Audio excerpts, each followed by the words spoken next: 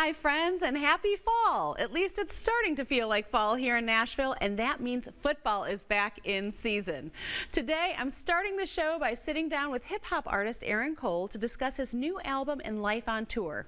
Next, I'm interviewing Darlene Johnson, an executive and NFL coach's wife who talks about what we don't see on the field and the role of faith and family in the game. Then I'm inviting you into a frank conversation about the male identity crisis with author Chris Steele. Finally, I'm sharing my top tips for fall cleaning and decor ideas you don't want to miss. So pull out the pumpkins and warm up the chai, because this is the Sami Cone Show. From the News Channel 5 Network, this is the Sami Cone Show.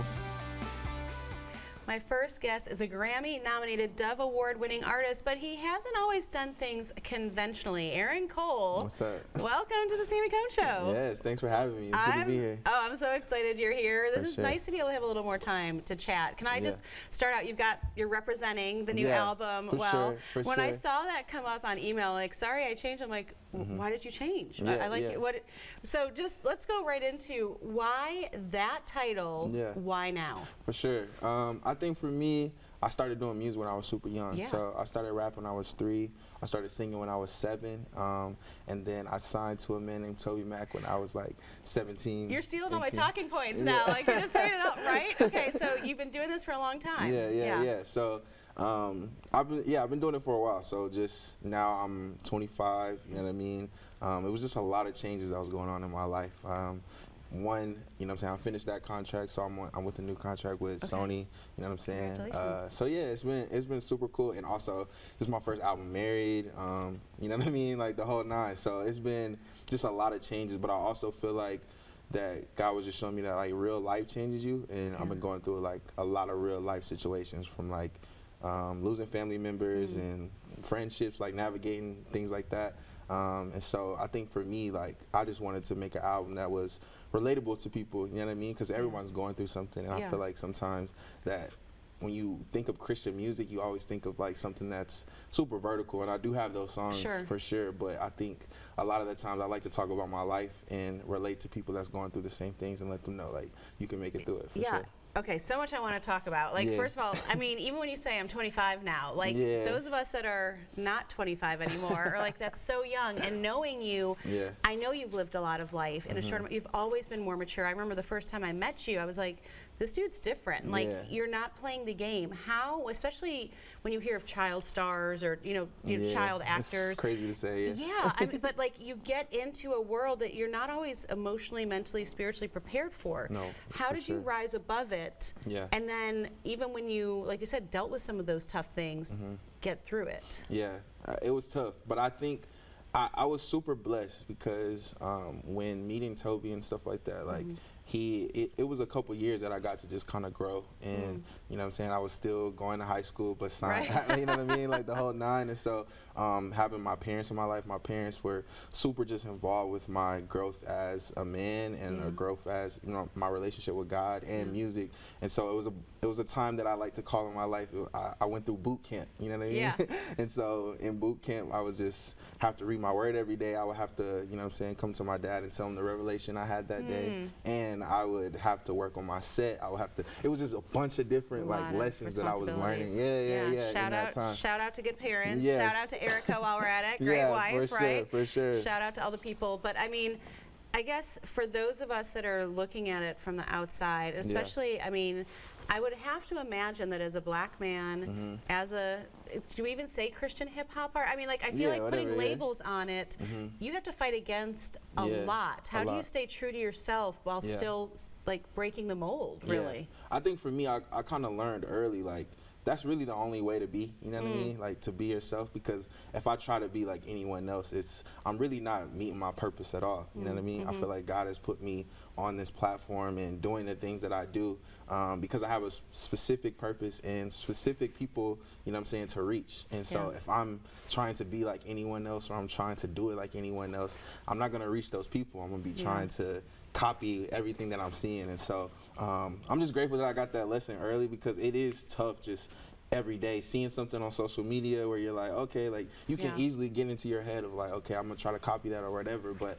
I feel like, yeah, like I said, I just learned early, like, nah, in order to stay on my purpose, I have to just do what God called me to do, not what no one else to do. So. That's strong. I mean, you were just headlining the Sorry I Changed Yeah, tour. yeah. Any lessons that you took away from that once you got to actually do your music in front of people? I love tours Yeah. like that because it's like you get to see the people that you are touching every day, like that are really fans of you. Yeah. Opening for people is great. Sure. You know what I mean? But when you get to do your own headline tour, it's like it's nothing like it. And so yeah, it was a lot of things that I learned. First of all, it was just time spent on the road. I was like, man, I gotta drink tea every night so I can so I can Little bit of keep my self-care. place. Yes. But yeah, I had a super fun time. I think I'm gonna add some more dates too, just to go out there and go to the. I think I'm trying to go to the Midwest, so we're gonna see what's gonna happen. So Is this a Sami Cone Show exclusive? yeah, exclusive. Woohoo! We got it. We got an exclusive. You heard it here For first. sure, Okay, well, for go sure. to IamAaronCole.com to make sure you are up to date, to make sure you get those notifications For if he's sure. hopefully coming to the Midwest. Shout Yeah. out Chi-Town. Yes. Thank you for being here. Thank you for Yes. doing what you do, Thank for you for keeping it having real. me. Absolutely. Make sure to check out Aaron Cole. Sorry I'm changed. Good to have you Yeah, here. thank you for having me. For sure. Absolutely. I could not be more excited that football season is back, but there's a lot that happens behind the scenes that we aren't always privy to, but my next guest knows a lot about. Darlene Johnson, welcome to the Sami Cone Show. Hi, Sammy. It's so good to see you. I'm so glad you're here, Darlene. You've been a coach's wife for most of your life. Before we get started, do I even dare ask who your favorite team is, or should we just not even go there? Oh, yeah, absolutely. Well, I have two favorite teams. I grew up with the New York Giants as my favorite team. I had no choice. My dad was a New York Giant fan, and so therefore everyone in the house is a New York Giant fan. But because of our long tenure in Nashville, Tennessee, I am still very, very partial to the Tennessee Titans. Well, we love hearing that. You also are president of NJCO. You're on the board of the Fellowship of Christian Athletes, and we're the first African-American female president. Is that right? Well, first African-American female chair of the trustee board. Yes. Yes. That's correct. So you've seen things kind of as a wife, you've seen things on the other side. What do we not know about what it takes to be a player or a coach at that level? Wow. It takes a lot of commitment. It takes a lot of determination.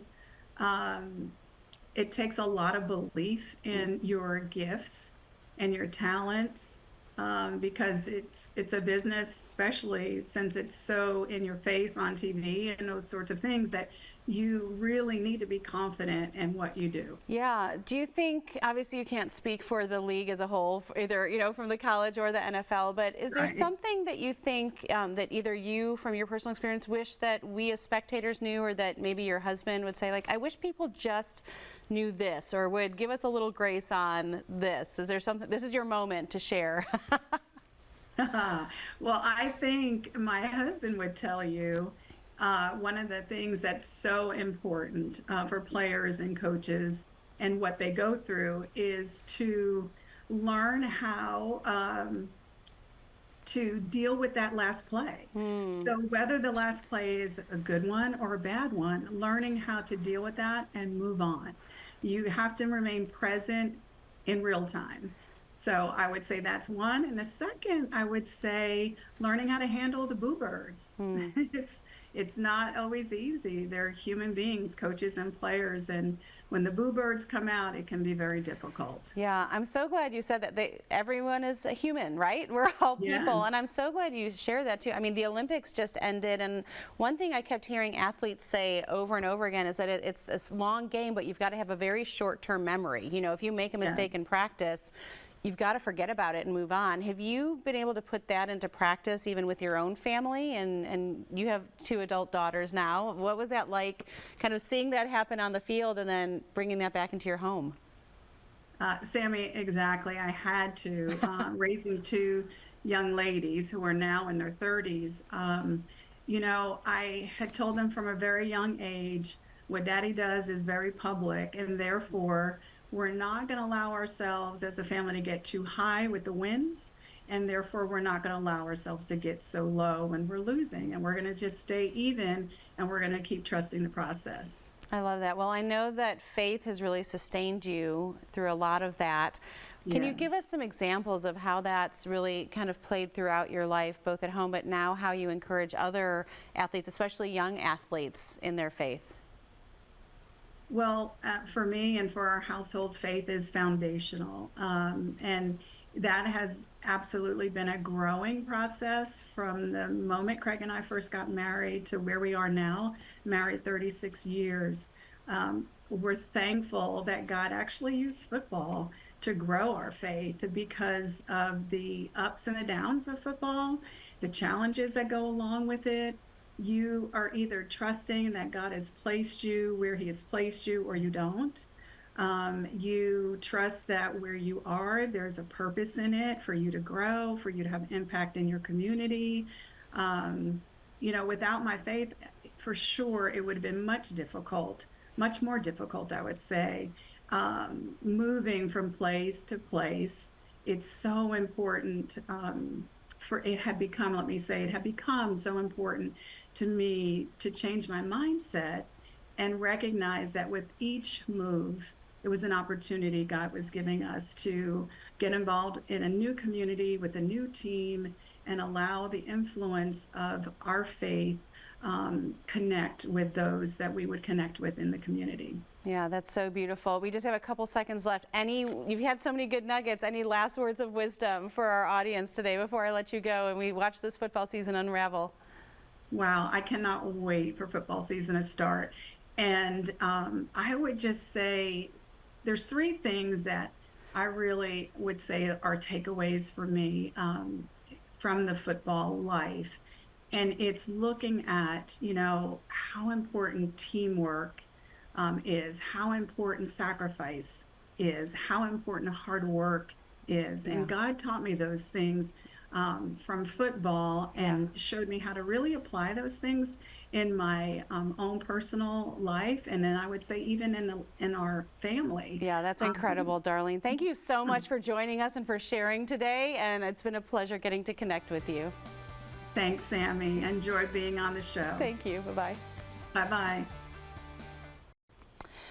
Women are often known for talking freely about our feelings, but men aren't always characterized by the same, which is why I'm so glad that my next guest wrote his book, Intimancy. Chris Steele, welcome to the Sami Cone Show. Thank you so much, Sami. I'm so excited to be here. Well, I'm excited just the title alone. So, Intimancy. Am I saying it right? Can I emphasize the man in there? I don't think you can say it wrong. Okay. Yeah, but perfect. Understanding man's need for deeper connection. Can you just tell me? I feel like I don't need to say why do we need this, but you as a man, why did you feel the need to write this book in this time? It's a great question, and the answer is. Number one, it's a subject that almost ended my marriage. It's a topic that we struggled with, my wife and I, for about 26 years. And it's a subject that I've studied, I've grown very fond of, I've found fascinating because it's one that people don't like to talk about, especially men. And I think it's kind of alarming when we look to the future and realize that everything's kind of pulling us away from any type of intimate relationships. Yeah, and you've been a TV host, spokesperson for over 25 years. I mean, if ever in this social media culture things look good from the outside, I feel like you and Kelly have got it. I've known you for a long time. What was it that made you really feel like you need to speak out? Was this something inside of you? Was this your wife saying something, a combination thereof? Because a lot of men would just try to, I think, brush this aside for as long as possible. No, to be honest, which I talk a lot about in the book, being transparent, being vulnerable, we were in the process of going through divorce, and we were very close to the end. That's when I wrote it, was during that time we were separated. And thank God, by his grace, that didn't happen. We're in a place that I never thought we would be. And so it was kind of a therapeutic thing for me. And I don't feel like I wrote it, to be honest. I feel like God wrote it. And so I'm just excited. I say at the beginning of the book, my goal is to start a conversation. And so far, talking to men's groups, the response has been pretty overwhelming. Yeah, well, I'm thrilled for you personally, but also that you're now, being transparent enough to put it out there. You've been following God for a long time. You're obviously transparent about your faith, but what did you learn about what Jesus says about relating to others through the process of writing this book? Yeah, I just looked at the way that Jesus related to people, and to me, he was intimate in every relationship. Obviously, with the disciples, they grew very close to each other, and but I use in the book as an example, he wasn't just intimate in his relationship with other men; he was with women as well. And I know that can throw some people off, but I reference the woman at the well and how that conversation was so intimate.